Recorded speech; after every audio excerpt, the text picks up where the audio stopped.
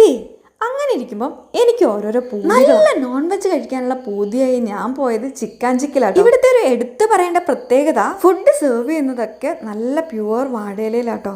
എനിക്ക് ഇഷ്ടപ്പെട്ട ഒരു 3-4 ഐറ്റം ഓർഡർ ചെയ്തു കേട്ടോ.